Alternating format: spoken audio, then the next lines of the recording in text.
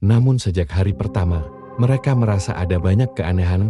Bayangan hitam kerap muncul tiba-tiba. Suara misterius memanggil nama mereka, hingga suara benda jatuh yang terdengar setiap malam.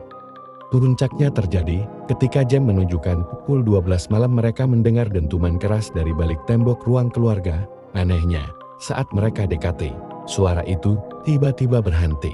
Suatu malam, Raka yang merasa haus turun ke dapur. Saat itulah, ia melihat sosok lelaki tua berpenampilan menyeramkan mendekatinya. Raka pun berteriak kencang. Dino yang mendengar teriakan kakaknya langsung turun ke bawah. Dan ternyata pria tua itu adalah kakek yang pernah menunjukkan rumah itu kepada mereka.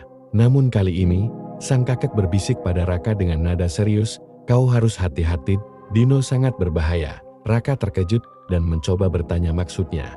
Namun sebelum ia sempat mendapat jawaban, Dino sudah muncul dan sang kakek menghilang begitu saja. 2 hari kemudian, Raka merasa ada yang janggal dengan tembok di ruang keluarga yang setiap malam selalu menimbulkan suara. Saat Dino sedang keluar, Raka memutuskan membongkar tembok itu sendiri. Apa yang ia temukan membuatnya gemetar dan menangis histeris. Sesosok mayat dalam kondisi membusuk itu adalah ayah kandung mereka yang selama ini dikira menghilang tanpa jejak. Raka segera menghubungi ambulans dan polisi. Tak lama, rumah itu dipenuhi petugas dan warga yang penasaran. Dino pulang dan terlihat bingung melihat keramaian. Ketika Raka menjelaskan temuannya, Dino terdiam, syok, dan tak berkata sepatah kata pun. Investigasi pun dimulai. Polisi menelusuri semua bukti, dan secara mengejutkan, semua petunjuk mengarah pada Dino. Raka pun menemukan bukti tambahan atas bantuan sang kakek misterius, yang semakin hari terlihat semakin akrab, hingga Raka sadar, wajah sang kakek sangat mirip dengannya sendiri. Ia akhirnya menyadari, kakek itu adalah dirinya dari masa depan.